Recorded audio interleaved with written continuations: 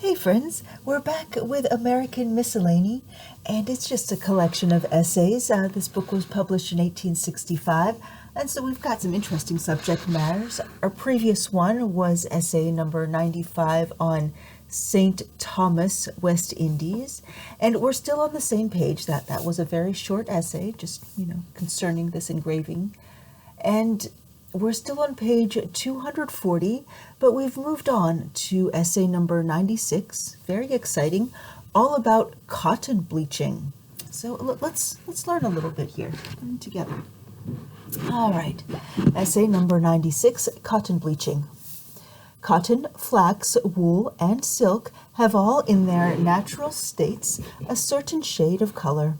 These tints remain with them more or less during the processes of weaving, so that if it is to be desired to produce them in a perfectly white form, it is necessary to subject them to some bleaching process. Bleaching, it must be borne in mind, is not imparting a color to cloth, but removing all color from it.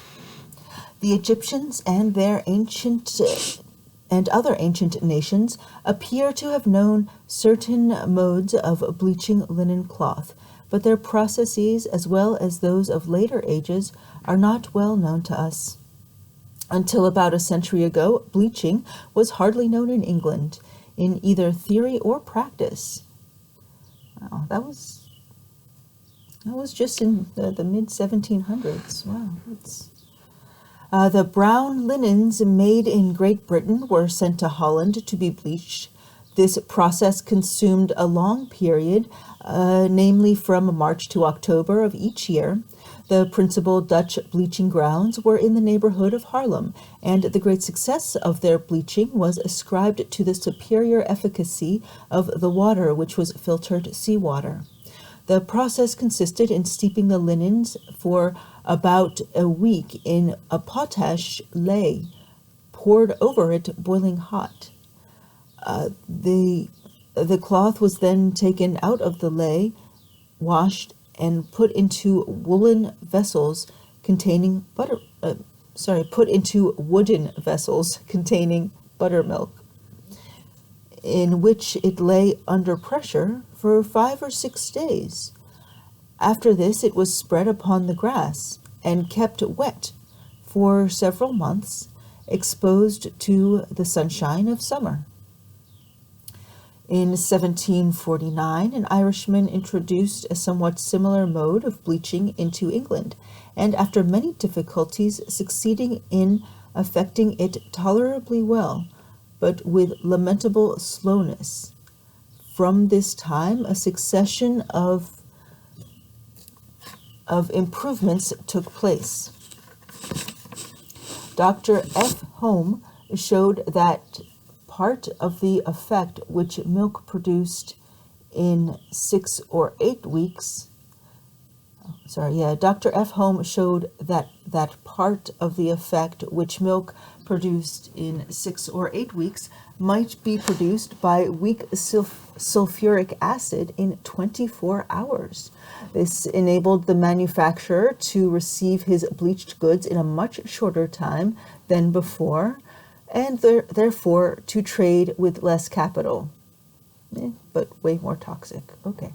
The next important, and in fact we may say the important improvement in the art of bleaching resulted from the discovery of chlorine. This gas was first separated from muriatic acid by Chile and Berthollet about the year 1780. And one of the first properties discovered in the new gas was an extraordinary power of destroying vegetable color. This fact was soon taken up by Saussure, James Watt, Professor Copland, and Mr. Henry, and other practical men, and a speedy revolution took place in the art of bleaching. There were, however, sundry objections made to the use of chlorine on account to the offensive smell which it exhales. But it was discovered that the gas might be united with lime, whereby much of the odor was removed without depriving the gas of its bleaching property. And as a proof of this, the wonderful advance made in this art, Dr. Ure states that an eminent bleacher in Lancashire once received 1,400 pieces of grey muslin on a Tuesday, which on the Thursday immediately following were returned bleached to the manufacturers at the distance of 16 miles, and they were packed up and sent off on that very day to a foreign market, thus effecting in 2 days what formerly occupied 6 months. We will now describe the present mode of bleaching cotton fabrics. When the woven cotton passes to the bleacher, he has the pieces sewn up end to end into a longer piece, 500 yards in length, and stamps the owner's name on one end of each piece, which is done in a kind of ink formed of coal tar. The cloth is then drawn rapidly over a hot iron by which the hairy filaments of cotton are singed off without burning the cloth itself. The pieces of cloth are next folded up into an irregular bundle and thrown into a large cistern of cold water where they become completely soaked. When quite wetted, the cloth is put into a revolving hollow cylinder by which it undergoes a process of washing. This prepares it for the reception of the bleaching materials. A soaking of lime is then prepared by slaking quick lime and mixing it into a kind of cream with water. This cream is laid between the folds of, or a long piece, laid between the folds of a long piece of cloth, and the whole is placed in a boiler and boiled rapidly for several hours. This removes the paste which the cotton has received before being woven, and also the greasy spots which are likely to occur in the cloth. The cloth is now prepared to receive the bleaching powder.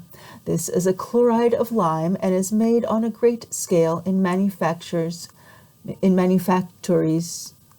devoted to that express purpose. To produce it, a quantity of slaked lime is spread out on a stone floor, and the apartment is closed in perfectly airtight. A leaden pipe leads from it to a large leaden vessel containing common table salt, black oxide of manganese, and dilute sulfuric acid. A chemical action takes place among these ingredients, especially when aided by heat, and the chlorine gas, one ingredient in common salt, becoming liberated, ascends through the leaden pipe and unites chemically with the, they spell it with a Y, so like maybe chemically, like instead of chemically, it's CHYMICALLY. I don't know, it's a cute spelling. It's really cute. 160-year-old spelling. It's adorable. Okay, back to bleaching. Okay, where do we go? Okay, chemical action takes place among these ingredients, especially when aided by heat, and the chlorine gas, one ingredient in common salt, becoming liberated, ascends through the leaden pipe and unites chemically with the lime spread out on the floor. This then is the bleaching powder, and in order to apply it to the cloth, 24 pounds are dissolved in 60 gallons of water, or if the quantity of cloth to be bleached be 700 pounds, 388 pounds of bleaching powder are dissolved in 971 gallons of water. In this cold solution, the cloth is steeped for about 6 hours, and on taking it out and washing it with water, it is found to be partially bleached. The bleaching is further extended by steeping the cloth for a few hours in water containing a little sulfuric acid. This removes the oxide of iron which the cloth is apt to contain, and also the small portion of lime which is liable to adhere to it. The cloth is again washed in cold water and again steeped for 5 or 6 hours in a solution of bleaching powder weaker than the first. Lastly, another steeping for 4 hours in water slightly impregnated with sulfuric acid presents the cotton cloth in a purely white state. It will thus be seen that the cloth, even under the improved process, undergoes a complicated treatment, but if it be of inferior quality, some of the above processes are omitted. But the labors of the bleacher are not yet ended. There are many finishing processes still to be done. When the last bleaching is ended, the cloth is carefully washed to remove all traces of acid, etc.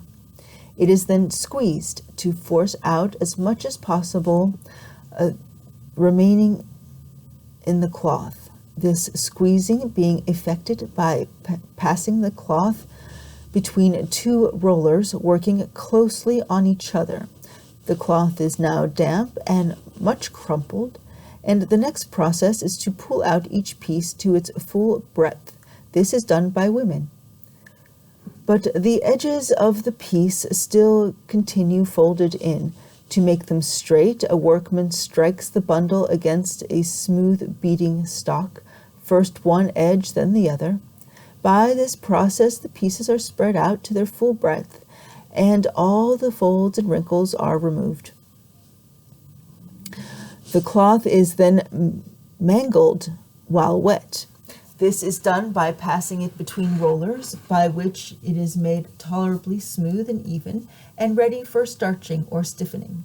The starch employed for this purpose is made from flour with the addition of a small quantity of some earthy substance. It is mixed into a thick paste and poured into a box or vat. The cloth is made to dip into this vat and thus imbibe a portion of starch, and immediately afterward to pass between 2 rollers, which expel the superfluous starch and work the remainder well into the pores of the cloth, by which it becomes thickened. It has been observed that this method of thickening was undoubtedly intended at first as a fraudulent method of making the purchaser believe that the cloth was much stouter and thicker than it really was, but it has been so long practiced and now so universally known that all purchasers must be aware of it and of course not in any danger of being deceived. But it certainly serves the purpose of making the goods appear much more beautiful, and of a stouter fabric to the eye. And as long as they continue unwashed, they really are stronger than they would be without this artificial dressing. So far it is beneficial, and as it does not enhance the price, the purchasers have no reason to complain of its imposition. The starched cloth is hung up in a heated room to dry, and is then ready for calendaring, or imparting a smoothness and gloss to it. For this purpose, it is damped by being slightly sprinkled with water by an ingenious machine, and is then forced between 2 rollers, which press it very heavily. Different appearances, varying from that of a soft silky luster to that of a wiry texture, are given to it by varying the degree of pressure. The cloth is now finished and folded into a pile with pasteboard and iron plates between the folds, and subjected to a heavy pressure in a Brahma press. When removed from this press, the cloth is unfolded and consigned to the respective owners. Thus we see that the process of bleaching a piece of cotton involves more than 20 distinct processes, and yet the charge for the whole is less than 1/2 penny per yard. Such is the effect of combined improvements in mechanical and chemical processes. Improvements which give to the large bleach works of Lancashire an interest felt by both the man of science and the intelligent observer who looks only to learn.